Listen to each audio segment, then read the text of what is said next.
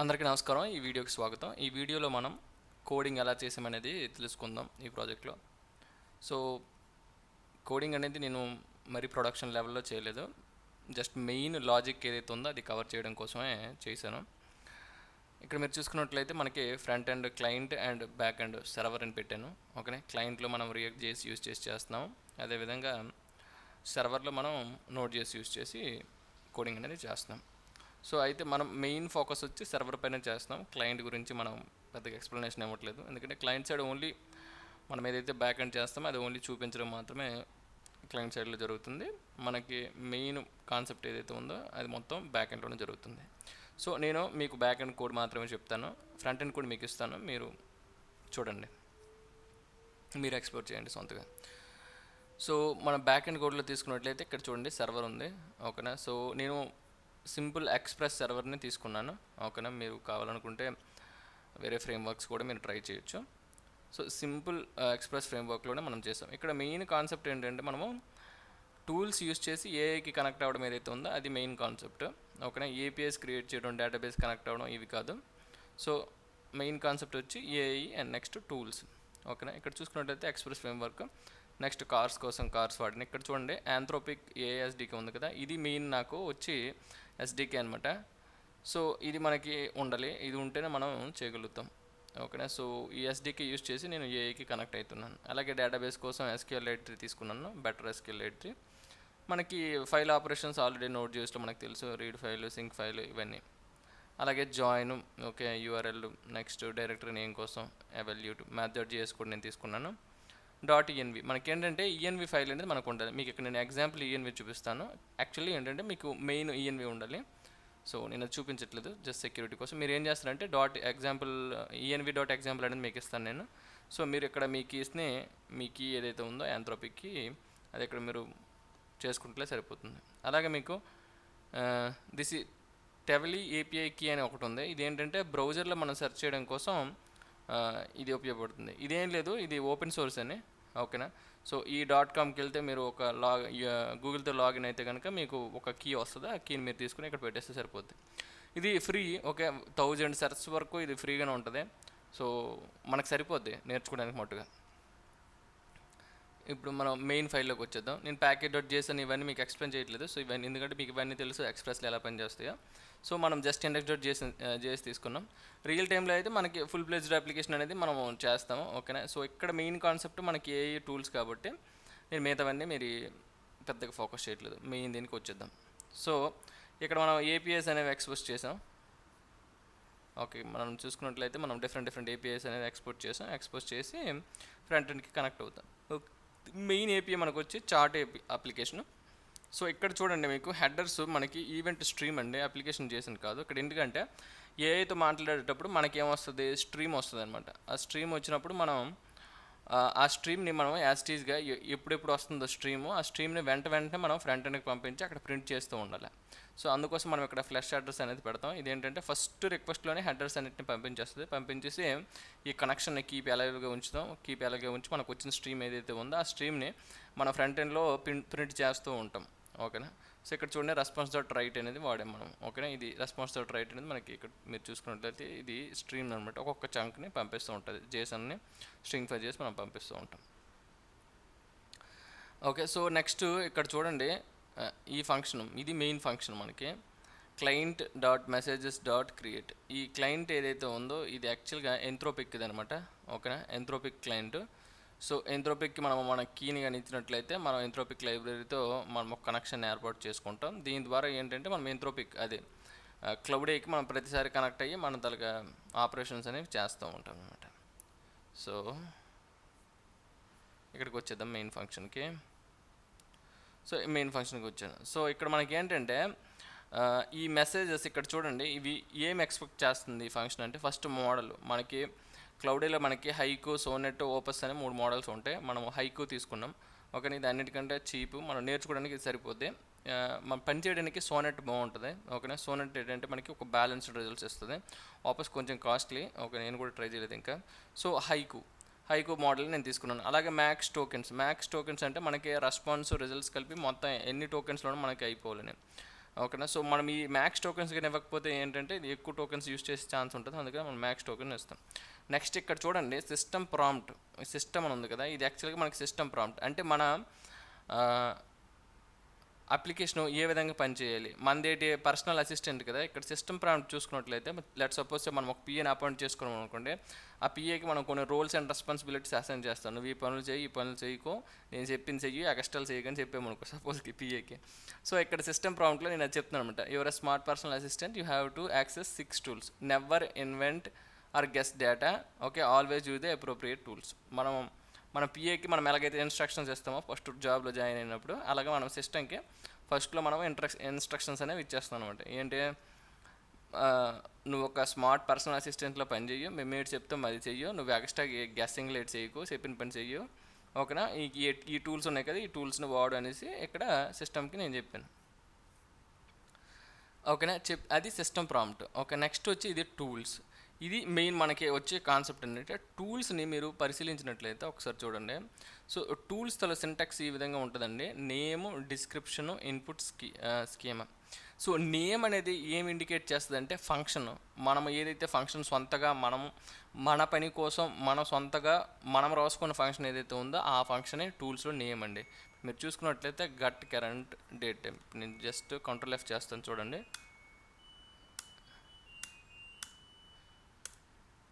చూడండి ఇది ఈ స్విచ్ కేస్కి వస్తుంది, ఇక్కడ చూడండి current date time, okay. So ఇది పర్టికులర్గా ఈ ఫంక్షన్ అనమాట. సో ఇది మనకి ఫంక్షన్నే రిప్రజెంట్ చేస్తుంది. నెక్స్ట్ డిస్క్రిప్షన్ ఉందో చూసారా, ఈ డిస్క్రిప్షన్ ఎందుకు మనం ఇవ్వాలి, ఎందుకు ఇది ఇంపార్టెన్స్ అంటే, మనం ఇచ్చిన క్వశ్చన్ ఈ టూల్స్లోన దేనికైనా రిలవెంట్గా ఉందా లేదా అని క్లౌడే ఎలాగ డిసైడ్ చేస్తుంది అంటే ఈ డిస్క్రిప్షన్ని వాడి డిసైడ్ చేస్తుంది. సో అందుకని డిస్క్రిప్షన్ మీరు కేర్ఫుల్గా అబ్జర్వ్ చేసినట్లయితే, return the current date and time in the user's local time zone, always use when asked about the current time, date or week, ఓకేనా. ఇలాగ టైం రిలేటెడ్ ఏవైనా యూజర్కైనా అడిగినట్టయితే ఈ టూల్ని యూజ్ చేయి అనేసి ఈ డిస్క్రిప్షన్లో మనం రాసి ఉంచినాం ఈ టూల్కి, ఓకే. సో ఇక్కడ ఇన్పుట్ స్కీమా అని ఉంది కదండి, ఇన్పుట్ స్కీమా అంటే ఏంటంటే ఈ ఫంక్షన్కి మనకి ఏవైనా వేరియబుల్స్ కావాలి, ఓకే. మన జావాస్క్రిప్ట్ ఫంక్షన్ కదా, మన ఫంక్షన్ చేయడానికి మనకి ఏదైనా వేరియబుల్స్ కావాలని అంటే అవి ఇన్పుట్ స్కీమాలో మెన్షన్ చేయవలసి ఉంటుంది. ఈ టైంకి మనకి ఏమీ అవసరం లేదు, కానీ ఇక్కడ చూడండి క్యాలిక్యులేట్ అనే ఫంక్షన్ తీసుకున్నాను. క్యాలిక్యులేట్ అనే టూల్కి ఏంటంటే మనకి ఎక్స్ప్రెషన్ కావాలి, అసలు ఏం క్యాలిక్యులేట్ చేయాలో ఆ పర్టికులర్ ఎక్స్ప్రెషన్ అనేది కావాలి, ఆ ఎక్స్ప్రెషన్ ఇస్తేనే ఇది క్యాలిక్యులేట్ అవుతుంది అనమాట. సో అందుకనే మనకి ఇన్పుట్ స్కీమాలో ఇక్కడ చూడండి ఆబ్జెక్ట్, ఓకేనా, ఎక్స్ప్రెషన్ అనేది నాకు కావాలని రాశాను. రిక్వైర్డ్ అని ఉంది కదా, ఇందులో మనకి ఏ ఫీల్డ్స్ రిక్వైర్డ్, ఓకేనా. మనకి ఇప్పుడు ఫంక్షన్కి ఆప్షనల్ ఫీల్డ్స్ ఉంటాయి, రిక్వైర్డ్ ఫీల్డ్స్ ఉంటాయి, కాకపోతే మనకి ఏవి రిక్వైర్డో అవి రిక్వైర్డ్లో మనం యాడ్ చేస్తాం. సో ఇది ఒకటి. నెక్స్ట్ రీడ్ ఫైల్లో కూడా చూడండి, రీడ్ ఏ ఫైల్, ఇక్కడ కూడాను ఇది ఒక టూల్, రీడ్ ఫైల్ అనే టూల్, ఓకేనా. Reads a file from the assistant local file directory when the user ఆస్ to read a previously created, ఓకేనా. ఏదైనా మనం ఆల్రెడీ ఉన్నదాన్ని రీడ్ చేయమని చెప్తే అప్పుడు ఈ డిస్క్రిప్షన్ని బేస్ చేసుకొని ఈ పర్టికులర్ ఫంక్షన్ని కాల్ చేసి క్లౌడ్ అనేది ఆన్సర్ చేస్తుంది. మరి దీనికి ఇన్పుట్ స్కీమా కూడా ఉండాలి, అంటే మనకి ఏ ఫైల్ రీడ్ చేయాలి ఆ ఫైల్ నేమ్ ఇవ్వాలి కదా, అప్పుడే కదా రీడ్ చేస్తే, లేకపోతే దేని రీడ్ చేస్తుంది. సో ఆ ఇన్పుట్ స్కీమాలో మనం ఇన్పుట్ అనేది ఇచ్చుకుంటాం. అదేవిధంగా రైట్ ఫైల్ తీసుకున్నట్లయితే మనం ఏదైనా కంటెంట్ని రాయాలనుకున్నామా, ఓకేనా, అప్పుడు మనము ఈ రైట్ ఫైల్ టూల్ని యూజ్ చేయాలి. సో డిస్క్రిప్షన్లో మీరు చూసుకున్నట్లయితే write a content to a file in the assistant's local file directory, create the file if it does not exist, okay. ఏదైనా ఫైల్ ఆల్రెడీ లేకపోతే క్రియేట్ చేయు, overwrite if does, okay. When user ఆస్ to save create or write a file, okay. ఎప్పుడైనా మనము user ఈ విధంగా questions అడిగితే అప్పుడు ఈ పర్టికులర్ టూల్ని తీసుకొనేసి ఇక్కడ మనం చెప్తున్నాం, ఓకేనా. సో అలాగే దీనికి ప్రాపర్టీస్ ఉన్నాయి, ఫైల్ నేము, కంటెంట్. ఫైల్ నేమ్ ఉండాలా, కంటెంట్ కూడా ఉండాలా, అప్పుడే మనం ఓకే రెండు ఫీల్డ్స్ ఉంటేనే రైట్ ఫైల్ చేయగలం. అలాగే ఇక్కడ చూడండి సెర్చ్ వెబ్ కూడా ఏదైనా స్పెసిఫిక్ థింగ్స్ మనం ఇంటర్నెట్ను సెర్చ్ చేయాలనుకుంటే అప్పుడు ఏం చెప్తున్నామంటే, search the internet using the Tavily API for the current real world information, use for the recent events, live prices, current facts, anything not in a training data. So ఏంటంటే మనం ఏదైనా సెర్చ్లో కొత్త విషయాలు ఏమైనా తెలుసుకోవాలి, కరెంట్ విషయాలు ఏమైనా తెలుసుకోవాలి అనేసి యూజర్ అడిగినాడు అనుకో, అప్పుడు ఈ సెర్చ్ వెబ్ అనే టూల్ని యూజ్ చేసి నువ్వు తెలుసుకో అనేసి మనము ఇక్కడ రాసి ఉన్నాము. సో దాని ప్రకారంగా మనకి ఏంటంటే క్లౌడే తెలుసుకొని చెప్తుంది.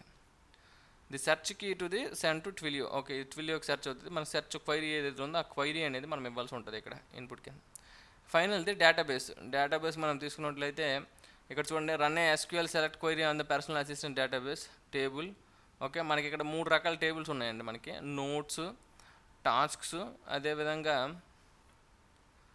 You can say expenses. Okay, ఈ 3 టేబుల్స్ నాకు ఉన్నాయి.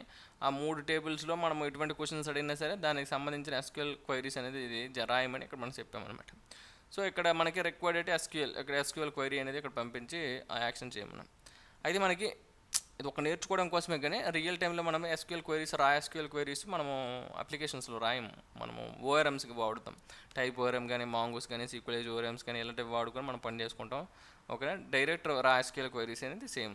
అయితే టూల్స్లో ఇది కూడా ఒక పార్ట్గా పెట్టాలి అనే ఉద్దేశంతో పెట్టాం, కానీ జనరల్గా అయితే అలా చేస్తాం. అప్పుడు దానికి తగ్గట్టుగా మనము రాసుకోవచ్చు. ఫర్ సింప్లిసిటీ కోసం ప్రస్తుతానికి ఇలా పెట్టున్నాం. సరేనా, ఇక్కడ చూడండి, ఎగ్జిక్యూషన్ టూల్ అని ఒక ఫంక్షన్ రాశాను. ఈ ఫంక్షన్ ఎందుకు రాశాను అంటే ఇప్పుడు నాకు 6 టూల్స్ ఉన్నాయన్నమాట. దీని మధ్యలో ఏది కావాలనేది మన క్లౌడ్ డిసైడ్ చేసిన తర్వాత ఆ పర్టికులర్ దానికి నేను వెళ్ళాలి కదా. సో ఆ స్విచ్చింగ్ కోసమని ఇక్కడ నేను ఒక స్విచ్ కేస్, ఈ ఎగ్జిక్యూట్ టూల్లో జస్ట్ స్విచ్ కేస్ రాశాను. సో ఇప్పుడు క్లౌడే నాకు పర్టికులర్ నేమ్తో ఈ ఫంక్షన్ కాల్ చేయాలని అంటే ఆ ఫంక్షన్ని కాల్ చేసేలాగా ఇది జస్ట్ స్విచ్ ఫంక్షన్ అనమాట. ఓకేనా, సో ఈ విధంగా అవుతుంది ఇక్కడ మీరు. ఓకే, ఇప్పుడు మీరు టూల్స్ గురించి అన్నింటినీ ఎక్స్ప్లెయిన్ చేసి ఇక్కడ చూడండి, మెసేజెస్ అని ఉంది కదా. ఈ మెసేజెస్ ఎప్పుడు కూడా ఎలా అంటే మనము క్లౌడేతో మాట్లాడుతూ ఉంటాం. మాట్లాడుతున్నప్పుడు ఈ మెసేజ్ తలుగా సింటాక్స్ ఇది చూడండి, రోలు, కంటెంట్. రోల్ అంటే మనం first user the role, first ఒక మెసేజ్. ఓకేనా, అలాగే నెక్స్ట్ వచ్చి అసిస్టెంట్ ఇన్ ద సెన్స్ ఇక్కడ క్లౌడే అనుకోండి, క్లౌడ్ రెస్పాన్సెస్ మనం అసిస్టెంట్ కింద కన్సిడర్ చేస్తాం. ఎప్పుడు కూడా ఇవి ఎలా ఉండాలంటే ఒక యూజరు, తర్వాత యూజరు అసిస్టెంట్. లైక్ మన ఇద్దరు మనుషులు మాట్లాడతాం అనుకో, ఒక క్వశ్చన్ అడిగినాము ఆన్సర్ చెప్పాలి, మళ్ళీ క్వశ్చన్ అడిగినాము ఆన్సర్ చెప్పాలి, అలాగేనమాట. సో ఇక్కడ ఏంటంటే యూజర్ అసిస్టెంట్ ఒకదాని తర్వాత ఒకటి ఆల్టర్నేట్గా రావాలి. ఎప్పుడు 2 ఒకేసారి రాకూడదు. 2 ఒకేసారి వచ్చిందని అంటే మనకి ఎర్రర్ త్రో చేస్తుంది క్లౌడే. సో ఈ విషయం మీరు గుర్తుపెట్టుకోవాలి. సో ఇది మెసేజెస్ అనమాట. సో ఇక్కడ మనకి ఫస్ట్ మెసేజ్ మనం ఏదైతే టైప్ చేస్తామో ఆ మెసేజ్ వెళ్తుంది, అది యూజర్ మెసేజ్ లాగా. ఓకేనా, అలాంగ్ విత్ సిస్టమ్ ప్రాంప్ట్తో సహా వెళ్తుంది. సిస్టమ్ ప్రాంప్ట్ ఎప్పుడు ఉంటుందిలేండి, యూజర్ మెసేజ్తో ఇది వెళ్తుంది. వెళ్ళిన తర్వాత ఇక్కడ మనకి క్లౌడే ఒక రెస్పాన్స్ ఇస్తుంది. ఆ రెస్పాన్స్ మనం అసిస్టెన్స్ కింద తీసుకుంటాం. ఆ తర్వాత ఇప్పుడు ఏం చేస్తుందంటే ఫస్ట్ టర్న్లో మనకి అయినప్పుడు ఇది టూల్స్ యూజ్ చేసి, ఓకేనా, మనం ఇచ్చిన మెసేజ్ని ఇక్కడ ఉన్న టూల్స్ని యూజ్ చేసి, ఓకేనా, ఏ ఫంక్షన్ కాల్ చేయాలో తెలుస్తుంది. ఇక్కడ చూడండి, ఇక్కడ మీరు జాగ్రత్తగా గమనించాలి. ఇక్కడ మనం టూల్స్ని యూజ్ చేసేటప్పుడు క్లౌడే మనకు చెప్తుంది టూల్ యూజ్లో ఉందా లేదంటే టూల్ యూజ్ చేయడమే అయిపోయిందా అని. ఎందుకంటే ఇక్కడ చూడండి, మనం వైల్ ట్రూ అని ఇచ్చేసి ఉన్నాం అంతే. అదేంటి ఇన్ఫినిట్ లూప్ అంటే మనం బ్రేక్ చేయడానికి ఏదో ఒక కండిషన్ ఉండాలి కదా. ఎప్పుడు మనం దీన్ని బ్రేక్ చేసేస్తామంటే ఎప్పుడైతే stop reason is equal to end turn అని వచ్చిందా అంతే, మన టూల్ యూజ్ చేసింది ఎండ్ రిజల్ట్ అనేది మనకు వచ్చేసిన తర్వాత మనము ఆ రిజల్ట్ని మనం పంపించేస్తాం, బయటికి సెండ్ చేసేసి స్ట్రీమ్ ఎండ్ మనము స్ట్రీమింగ్ చేస్తున్నాం కదా, అది ఎండ్ అయిపోతే నెక్స్ట్ అప్పుడు మనం దీన్ని బ్రేక్ చేస్తాం, దీన్ని ఇన్ఫినిట్ లూప్ని బ్రేక్ చేసేస్తాం. ఒకవేళ ఇన్ఫినిట్ టూల్ బ్రేక్ అవ్వలేదు అంటే టూల్ ప్రాసెస్లో ఉందనుకో, అప్పుడు మనకి ఏమొస్తుంది అంటే టూల్ యూజ్ అనే ఆప్షన్ అనేది వస్తుంది అనమాట. అప్పుడు టూల్ యూజ్లో ఉంది కాబట్టి ఓకేనా, ఇది tool use. Okay, next tool యూజ్లో ఉంటే మనం ఏం చేస్తామంటే లెట్ సపోజ్ మనకి టూల్లో మనకు 4-5 కాల్స్ చేయాల్సి వచ్చింది. లెట్ సపోజ్ మనం ఎందాక చూసాము, మనము ఇది ప్రాఫిట్స్ క్యాలిక్యులేట్ చేసినాం. ఓకే, మనకి 50% ప్రాఫిట్ వచ్చింది, ట్యాక్స్ పోయింది తర్వాత. సో అప్పుడు ఏంటంటే ప్రతిసారి ఎక్కువ కాల్స్ అనేవి జరిగినాయి అనమాట. సో ఎవ్రీ కాల్ జరుగుతుంది కదా, మనం ప్రామిస్.all పెట్టినాము. సో ఇక్కడ ఏంటంటే ఆ కాల్స్ అన్నీ అయినంత వరకు ఇది ఉంటుంది. ఓకేనా, అప్పుడు మనం టూల్ రిజల్ట్స్ ఇది ఏం చేస్తుంది అంటే ఒకే కాల్ ఉందనుకో మనకు సింపుల్గా అయిపోద్ది. 4-5 కాళ్ళు ఉంటే ఆ కాల్స్ అన్నిటి తాలుగా ఇన్ఫర్మేషన్ని కొలైడ్ చేసి టూల్ రిజల్ట్ కింద ఒక్కసారి మనకి ఎత్తుంది అనమాట. ఓకేనా, అదే అంతకంటే ఇంకేం లేదు ఇందులో. ఓకే, ఫైనల్లీ మనం మళ్ళీ యూజర్ రిజల్ట్స్ ఏవైతే ఉన్నాయో అవి వస్తాయి. ఓకేనా, ఈ రిజల్ట్స్ని మనం యూజర్ కింద ఇస్తాం. ఓకేనా, కమాండ్ చేసినవన్నీ యూజర్ కింద ఇస్తాం. అప్పుడు మనకి క్లౌడ్ ఏం చేస్తుంది అంటే మొత్తం వచ్చిన రిజల్ట్స్ని, టూల్స్ నుంచి వచ్చిన రిజల్ట్స్ని అన్నిటినీ ఒక కంబైన్ చేసి టూల్స్ నుంచి మనకి జేసన్ రిజల్ట్స్ అనేవి వస్తాయి. ఓకేనా, ఆ రిజల్ట్స్ అన్నిటిని కంబైన్ చేసి మనకి హ్యూమన్ రీడబుల్ ఫార్మాట్లోనే మనకి రిటర్న్ చేస్తుంది. సో కోడ్ గురించి నేను చాలా మాట్లాడేసాను. ఓకే. సో నేను అన్నిటి దగ్గర డీబగ్ పాయింట్లు పెట్టాను. సో మనం ఎగ్జిక్యూట్ చేసి చూద్దాం. అప్పుడు మనకు ఒక క్లారిటీ అనేది వస్తుంది. So front and local host ఇది కదా, క్లిక్ చేసేస్తాను. మీరు ఏదైనా బ్రౌజర్కి వెళ్ళి క్లిక్ చేయండి, నా అలా క్లిక్ చేయకండి. సో ఇక్కడ నేను VS Code ఓపెన్ చేస్తాను. ఇప్పుడు నేను ఏంటంటే దీన్ని క్యాలిక్యులేట్ చేయాలనుకుంటున్నాను. చూడండి ఎలా వర్క్ అవుతుందో. క్లిక్ చేశాను. క్లిక్ చేయగానే యాప్ ఏపీఐ చార్ట్ అనేది దీనికి వచ్చింది. ఓకేనా. నెక్స్ట్ హెడర్స్ని సెట్ చేస్తుంది. ఓకేనా. హెడర్స్ని సెట్ చేసిన తర్వాత response dot flush the address అనేది ఫ్లష్ అయిపోయినాయి. నెక్స్ట్ ఇక్కడ చూడండి, మనం ఇచ్చిన డేటా ఏదైతే ఉందో ఇక్కడ నుంచి మనకి స్ట్రీమ్ అవుతుంది అనమాట. సో ఇక్కడ నుంచి ఇక్కడ చూడండి, సెండ్ ఇట్ ఈస్ థింకింగ్, ఇక్కడ చూడండి థింకింగ్ అని వచ్చింది. ఓకేనా. నెక్స్ట్ ఇక్కడికి వచ్చేద్దాం. అసిస్టెంట్ వచ్చిన తర్వాత ఇక్కడ చూడండి మనకి ఈ టూల్స్ని క్యాలిక్యులేట్ చేయాలా. ఏ టూల్ని పట్టుకుంది, క్యాలిక్యులేట్ అయిన టూల్ని పట్టుకోవాలా, టూల్ ఇన్ యూస్. ఓకేనా. ఈ రెస్పాన్స్ మనం చూసుకున్నట్లయితే చూడండి, ఈ మోడల్తో మనం కాల్ చేసాము. మనకి కంటెంట్ ఏమొచ్చింది అంటే ఓకేనా, tool in use. Okay. And నేను ఒక టూల్ని యూజ్ చేస్తున్నాను. ఏ టూల్ యూజ్ చేస్తుంది, ఇక్కడ చూడండి టూల్ నేమ్ ఇచ్చున్నాడు. టూల్ నేమ్ వచ్చి మనకి క్యాలిక్యులేట్. ఓకేనా. క్యాలిక్యులేట్ అనే టూల్ని ఇది యూజ్ చేస్తుంది. ఓకే. నెక్స్ట్ ఇక్కడ చూడండి టూల్ కాల్స్ ఏం చేసాం, ప్రస్తుతానికి ఒకటి చేసాం. ఓకే. ప్రామిస్ డాటాల్లోకి వచ్చింది. ఓకేనా. కానీ మనకి ఇక్కడ ఏంటి ఉందో ఒకటే ఉంది కాబట్టి సో తొందరగా అయిపోద్ది. సో ఇక్కడ మనం ఎగ్జిక్యూట్ అనే ఫంక్షన్కి వచ్చాం. ఎగ్జిక్యూట్ అనే ఫంక్షన్కి వస్తే ఇక్కడ చూడండి నేమ్ మనకి ఏంటంటే క్యాలిక్యులేట్ అనేది నేము. ఓకే. ఏం క్యాలిక్యులేట్ చేయాలని అంటే చూడండి ఇక్కడ ఎక్స్ప్రెషన్ వచ్చింది. మనకి ఎక్స్ప్రెషన్ అనేది క్యాలిక్యులేట్ చేయాలి. ఆఫ్కోర్స్ ఫైనల్లీ మనం సెండ్ చేయాల్సి ఉంటుందిలే. సో క్యాలిక్యులేట్కి వెళ్ళాం. ఇప్పుడు చూడండి మనకి ఎగ్జాక్ట్గా మన టూల్ని పట్టుకొని మనం ఇచ్చిన ఫంక్షన్ని యూజ్ చేసి మన టూల్ని పట్టుకొని మనం ఇచ్చిన డేటాని తీసుకొని మనకి కావాల్సిన టూల్ని పట్టుకొని ఆ టూల్కి అసోసియేట్ అయి ఉన్న ఫంక్షన్లోకి మనం వచ్చాము ఇప్పుడు. ఓకే. వచ్చిన తర్వాత ఈ ఎక్స్ప్రెషన్ కాబట్టి ఎక్స్ప్రెషన్ని మనం తీసుకున్నాం. ఓకేనా. ఎక్స్ప్రెషన్ అయిన తర్వాత టూల్ నుంచి రిజల్ట్స్ అనేది మనకు వచ్చి టూల్ నుంచి మనకు వచ్చిన రిజల్ట్ మనకి JSON రిజల్ట్ యాక్చువల్గా. చూడండి ఇక్కడ మీరు చూసుకున్నట్లయితే ఇది మనకి ఏరియా ఆఫ్ ఆబ్జెక్ట్స్ ఇది ఉంది. ఈ JSON రిజల్ట్. కాకపోతే ఇది మనకి ఏడ్ చేస్తుంది అంటే మళ్ళీ JSON రిజల్ట్స్ని తీసుకొని క్లౌడే ఏం చేస్తుందంటే హ్యూమన్ రీడబుల్ ఫార్మాట్లోకి తీసుకొచ్చి అప్పుడు మనకి కంటెంట్ అనేది ఇస్తుంది అనమాట. ఇక్కడ మనం రెస్పాన్స్ని తీసుకున్నట్లయితే చూడండి కంటెంట్ ఇక్కడ చూడండి మీరు, ఇది హ్యూమన్ రీడబుల్ ఫార్మాట్లోకి చూడండి compound interest calculated particular. Okay. Interest ఉంది క్యాలిక్యులేట్ చేసి ఇచ్చింది. సో మనకి ఇప్పుడు టూల్ ఎండ్ అయిపోయింది కాబట్టి టోకెన్స్ అనేవి లాస్ట్కి వచ్చేసాం. ఇప్పుడు చూడండి క్యాలిక్యులేట్ అయిన టూల్ మనం కాల్ చేసాం. ఇది యాక్చువల్గా మనకు వచ్చినటువంటి JSON.